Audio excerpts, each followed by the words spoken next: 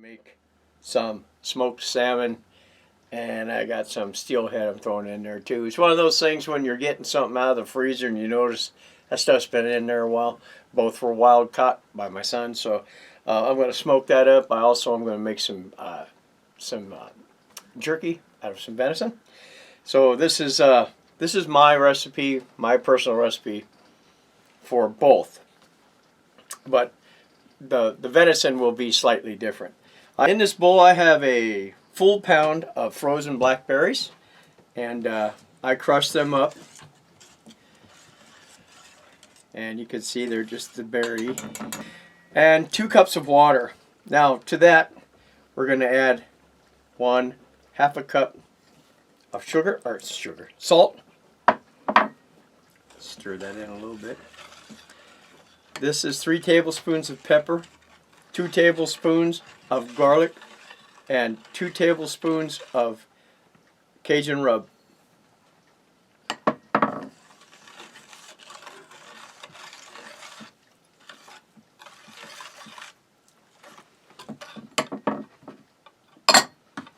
This is about 3/4 of a cup of brown sugar.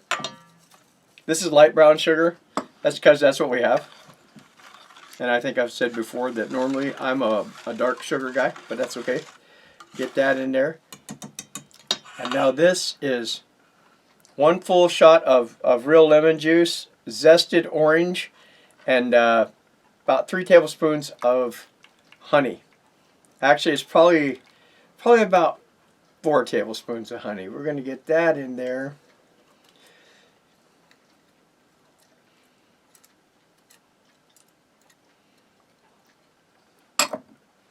We're going to mix this up, and I can get this in the center here.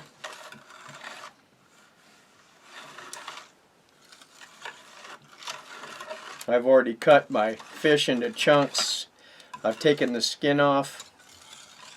One thing I noticed about if you buy smoked salmon in the store, or even other smoked meats, you can get the smoked chicken, and you can get the smoked turkey, you can get smoked pork, for Oriental dinners. And it's always got that rubbery texture. One thing I noticed when you smoke at home, you don't get that rubbery texture. You get a nice, good, solid smoke and a good taste, especially if your brine is good. And I'll shoot a little bit later too on, once I get these soaked, I'm going to get going on the brine for the venison. Take my chunks of salmon. They're nice chunks. Most of them are pretty even. Get that in there. This is steelhead.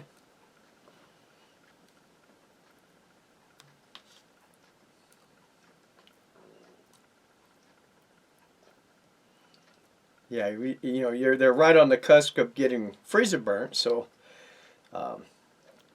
we're just going to smoke it, save it.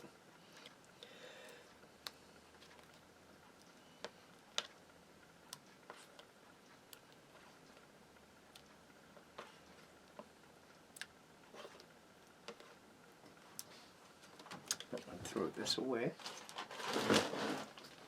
Now the dog was real happy because she got good stuff. For the skin, she got the skin and pieces like that. So we're going to get this stirred in there. We want all this. Yeah, look at that. We want berries to get all over that.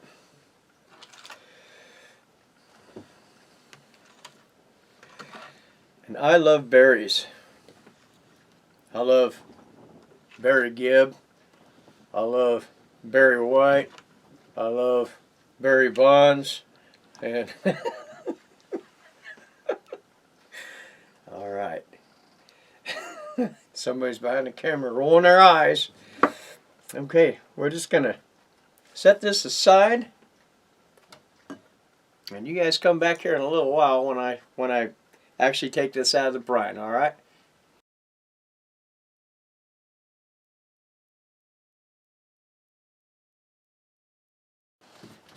Hello, my friends, hello. Okay, I have taken this venison, and I pounded it out. I cut it into strips, pounded it out. Look at that, nice and thin. It's going to be good jerky. I have 2 tablespoons in this of the red pepper flakes, and I have a quarter cup of molasses. I have a full pound of blackberries in here again that I crushed up and all that, you know. And I added water. I added a little less water for this. This has about a pound of brown sugar, not a pound, I'd say about half a pound of brown sugar in it. We have ground ginger, salt, pepper, garlic, and that is it. So now we're just going to go ahead and put these strips in there. Yep. Yep. This is really nice meat too. That was a very, very tender buck this year, which I feel so grateful to, that I even got it. So look at that. Oh, that's going to be mine. This is gonna go for several hours. You know, same with the salmon. And you know, especially you guys that don't live anywhere near the Pacific Northwest, I encourage you to try your local berries for your smoking. I use them in my recipes too, beyond just smoking. And that is the wild black raspberries and the wild huckleberries, the wild blackberries. We have all kinds of different berries here. So anyway, that's all sitting in that brine. That's where it's going to stay. Okay, we've got this brined up real nice. It's been in the brine for several hours. I'm going to take them out and set them on here. This is the salmon. I'm going to put this on this end.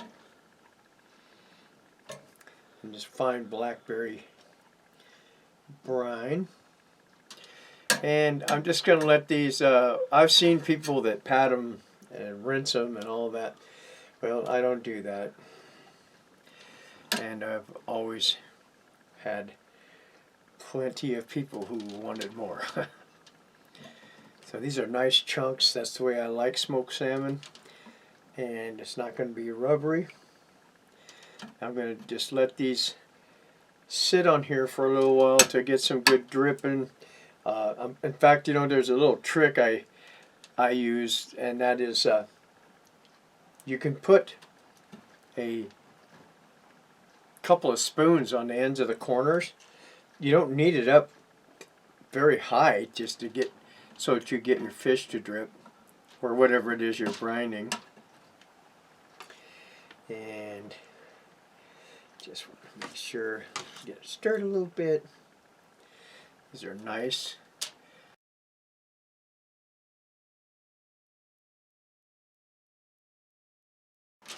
And this is nice. My son caught both of these. Dad, Mom didn't go fishing this year. We hosted a Bigfoot thing up in the mountains, and we did a lot of camping this year. Yeah, this is going to be real. Let these sit for a little while, and then I'll actually turn them for a little while, and I'll let them dry a little bit in the air. And because I like my fish moist when it comes to smoking. Neither one of us, my wife or I, like our fish moist when we're cooking, like just to eat fish.